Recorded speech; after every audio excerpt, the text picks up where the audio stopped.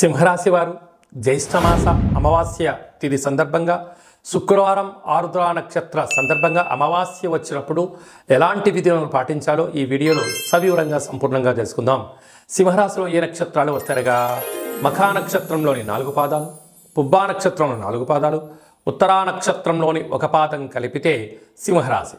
చాలామందికి డేటా బర్తులు సక్రమంగా లేనటువంటి కారణం వలన పేరు యొక్క మొదటి అక్షరాన్ని అనుసరిస్తూ ఆ రాశిని తెలుసుకునే ప్రయత్నం చేద్దాం.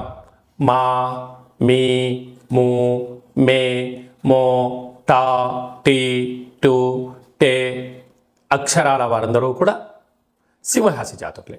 సింహరాశి యొక్క అధిపతి రవి భగవానుడు. వీరికి ధనావాకు కుటుంబ స్థానంలో కేతు సంచారం చేయడం వలన వీరు చేస్తున్న ప్రతి విషయంలో ఏం జరగబోతుందో మీరు ముందే అంచనా వేయగలరు. కనుక ఎతడి వ్యక్తులు ధర్మంగా మాట్లాడుతున్నారా, అధర్మంగా మాట్లాడుతున్నారా, వారి సొంత లాభం కోసం మాట్లాడుతున్నారా, సమాజ శ్రేయస్సు గురించి మాట్లాడుతున్నారో అంచనా వేయడంలో సింహరాశి జాతకులు ముందు వరుసలో ఉంటారని చెప్పి గమనించాలి. కనుక ఇలాంటి కాల సమయంలో ఎవరిని అనొద్దు, అనిపించుకోవద్దు. దానివలన మీకు రాబోయే కాలంలో సభల యందు, సమావేశాల యందు అద్భుతమైనటువంటి మీకు సన్మానం జరగబోతుంది అని చెప్పి గమనించాలి. సప్తమ స్థానంలో శని భగవానుడు స్వచ్ఛతకారకుడు అవ్వడం వలన ప్రేమికుల మధ్య, భార్యాభర్తల మధ్య, నూతన వృత్తి ఉద్యోగ వ్యాపారస్తులతో కొత్త కొత్త పరిచయాలు కలిగినప్పుడు వీలైనంత వరకు మీ లిమిట్స్లో మీరు ఉండే ప్రయత్నం చేయండి. బార్డర్ని క్రాస్ చేయొద్దు. మితిమీరిన వేగం పనికిరాదు అని చెప్పి గమనించాలి. అష్టమంలో రాహు సంచార స్థితి ఉండడం వలన ఏదైనా ఒక చిన్న సమస్య ఉన్నప్పుడు దాన్ని పెద్దగా భూతద్దులో పెట్టి చూసి ఆలోచించి బాధపడేదానికన్నా ఎక్కడి విషయాలు అక్కడే వినండి, అక్కడ మర్చిపోండి. వాటిని పదే పదే గుర్తు చేసుకోవడం వలన నరాల బలహీనత, బ్రెయిన్ స్ట్రోక్ లాంటి వ్యాధులు, వాహన ప్రమాదాలు వచ్చి ఉన్నాయి. కనుక మీ జన్మ నక్షత్రం రోజున అమావాస్య అష్టమి తిథి యందున దూర, వాయు, జల ప్రయాణాలు పెట్టుకోవద్దు. అలాగే భాగ్యస్థానంలో కుజ భగవానుడు సంచారం చేయడం వలన భార్యాభర్తల మధ్య సయోధ్య చాలా అవసరం.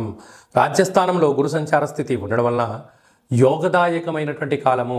మీరు ఎవరి గురించి ఆలోచన చేస్తున్నారో, అంటే మీ మంచి గురించి ఎవరైతే ఆలోచన చేస్తున్నారో వారి సలహాలు, సూచనలు స్వీకరించండి.